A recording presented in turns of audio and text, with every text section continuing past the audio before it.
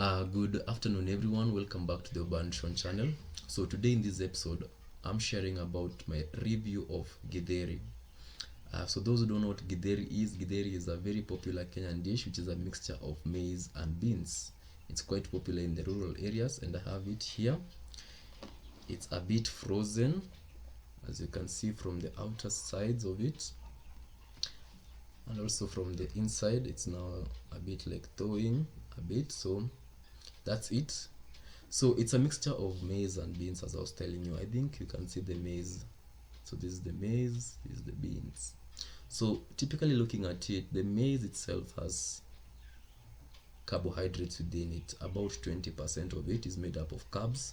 20% means that if I'm taking 100 grams of it, I will have 20 grams of carbohydrate. Then it also has about 4% of protein, that is 4 grams per 100 grams of protein. And it also has 1 gram of fats, which could explain why you get things like corn oil in certain brands of cooking oil. Then you also have fiber within it, fiber which is very good for people who experience constipation, especially after consuming a lot of simple carbs. You have been consuming a lot of rice. This can be a very good tool to use to be able to alleviate the constipation you are experiencing. And I'm specifically on constipation as a result of that. And then you also have another vital nutrient that you have with it is thiamine, vitamin B1, the anti-stress nutrient, or also the one nutrient that you need to be able to coordinate your muscles and your nerves, especially in the most moving body parts like your legs, your hands, your fingers. So it also has thiamine, which is very essential in nerve and muscle coordination. Then you have the beans section. So the beans are the most interesting part of it because they not only have the carbohydrates, but they also have proteins. The portion of carbohydrate and proteins is equal in that if you have 4 grams of protein, you also have 4 grams of carbs within it. And that's actually the right amount of content per 100 grams. So the interesting part is about the protein section, is that beans have all the 8 essential amino acids excluding methionine. So methionine is what is supplemented by the maize, and the maize itself, by supplementing it to the beans, it makes this meal a complete protein, in that you have all the 9 essential amino acids that your body needs to be able to function optimally. So it makes it a complete meal by itself. The other nutrients you find is iron, which is needed for your blood formation. You have folate, which is needed for the nerve coordination, as well as neurotube development during pregnancy in the fetus. You also have magnesium, which is needed for your good heart functionality, potassium, which is needed for your blood pressure regulation, and osmotic regulation, regulating the amount of water within your body. We also have zinc, which is needed for your skin formation, for your immunity, muscle formation, etc.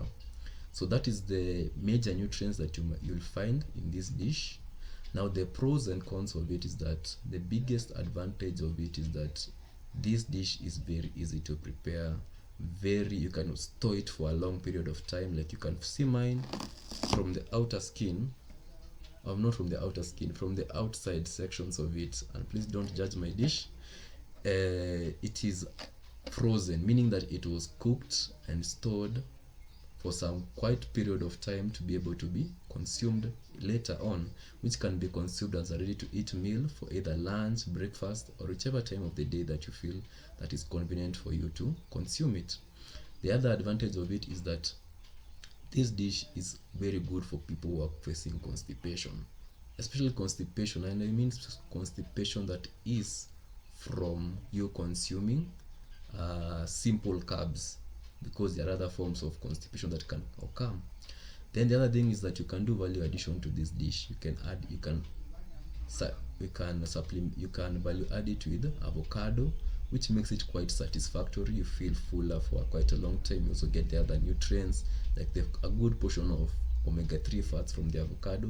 You can also do it with cabbage. Cabbage will give you the vitamin C. And also it's very delicious. I don't know why some people say they hate it. It's a very delicious dish, especially if you get the soft maize. it might be a bit challenging for the hard maize, which is quite dried for a long period of time.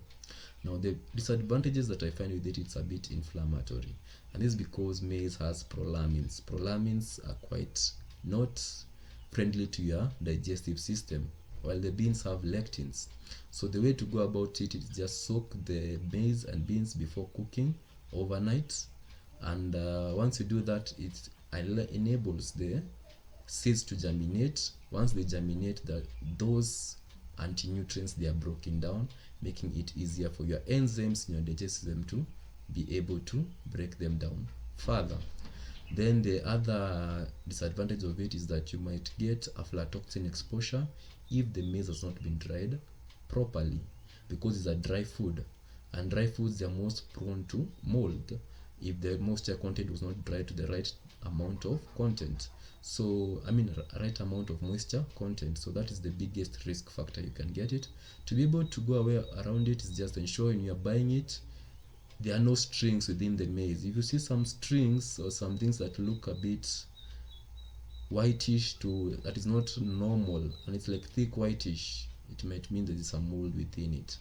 And also ensure you're storing it in a dry place where there is low moisture content in that room or in that storage unit.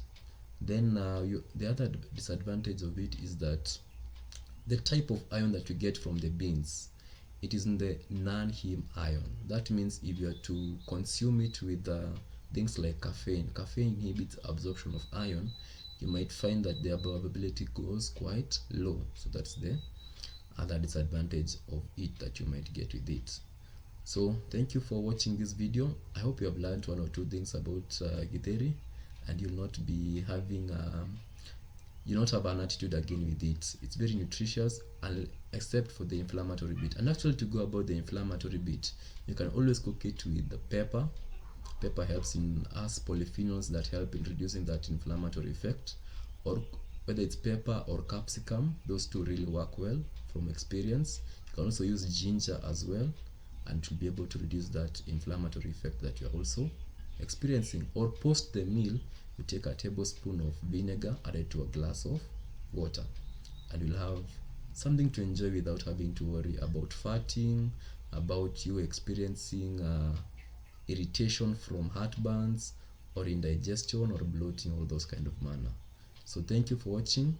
You can also do yellow beans as an alternative to be able to go about it. They are less inflammatory as compared to the red beans. So thank you for watching, and see you next time. Remember to share, like, comment, and subscribe.